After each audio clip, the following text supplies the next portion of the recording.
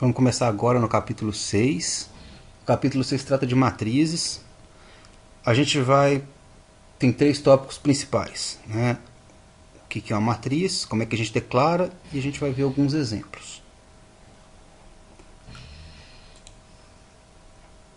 A gente já viu no capítulo 5 o que é um vetor.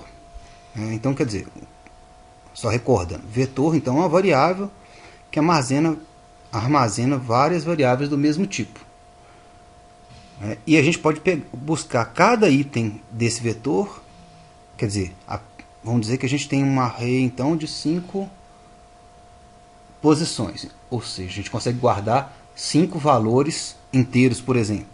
Então, se a gente quiser buscar o segundo valor inteiro, né, dessa sequência, a gente vai usar um índice que vai identificar essa segunda variável, né, essa segunda posição no vetor.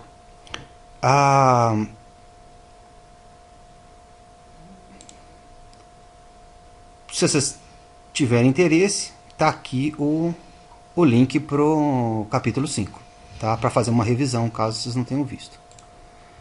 Bom, então, o que é uma matriz? Ela é um vetor de vetor. E a forma mais comum que a gente tem para essa matriz é o que a gente chama de um array bidimensional. Está representado aqui embaixo.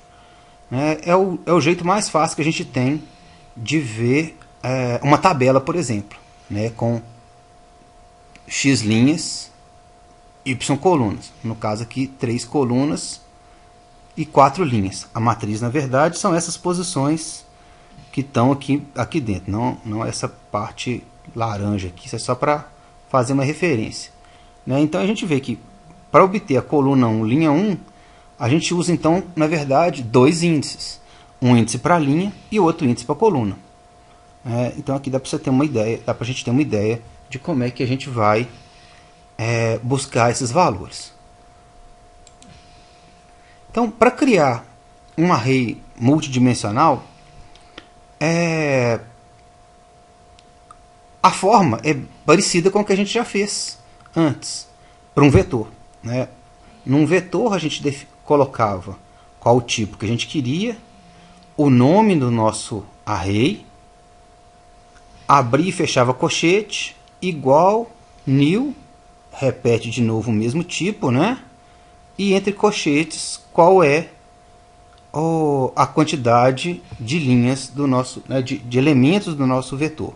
Como a gente está trabalhando com a matriz bidimensional, então agora a gente tem dois abre e fecha colchete em branco, e agora a gente também tem no new dois abre e fecha colchete com dois valores diferentes. Então, o primeiro para a linha e o segundo para a coluna.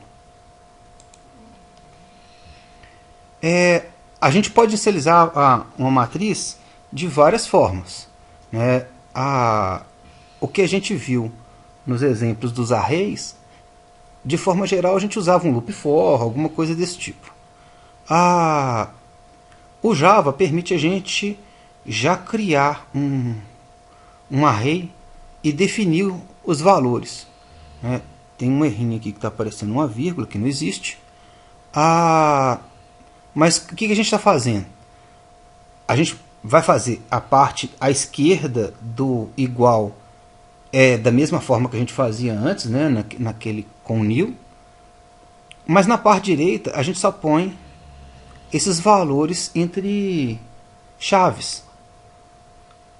Nota que a gente tem que fazer cada conjunto de valor entre chaves e fechar o array por fora também com chaves.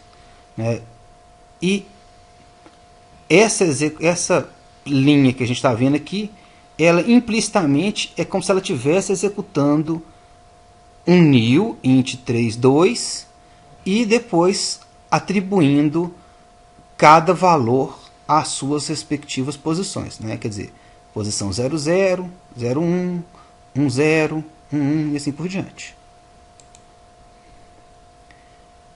Na verdade, no Java, a gente não tem, igual no C, uma área contínua de dados. Na verdade, não é bem isso. A gente não preenche esse bloco completo, né?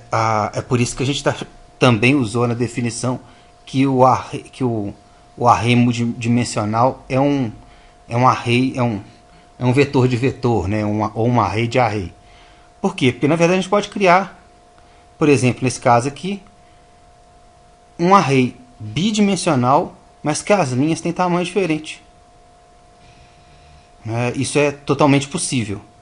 Eu estava falando que os dados não são contínuos, mas na verdade a alocação pode ser feita nessa sequência, né? Quer dizer, criaria os 3 primeiros e logo em seguida os 2, depois esse 1, depois os outros 3.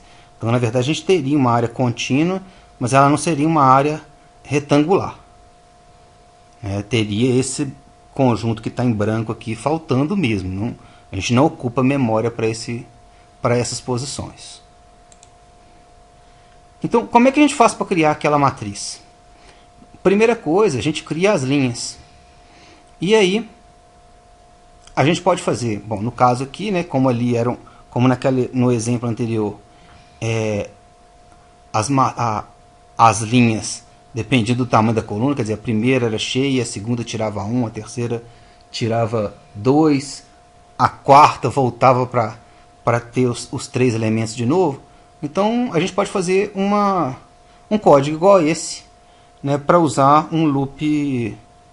usando um loop para inicializar. Mas a gente podia ter feito isso manualmente também. Bom, então se as linhas e as colunas podem ter tamanhos diferentes, né, quer dizer, o número de coluna pode variar por cada linha, como é que a gente faz? Bom, a gente pode usar então essa função, né, que é z.length.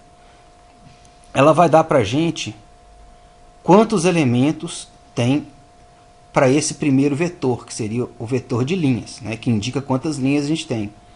E indexar, então, para cada linha, a gente usa o length de novo. Então, nesse loop aqui, quando ele fizesse j igual a 0, ele testaria, então, z de... Quando ele fizesse, na verdade, o i igual a 0, ele testaria, por exemplo, z de 0, acharia que o length é 3 e faria a conta com 3.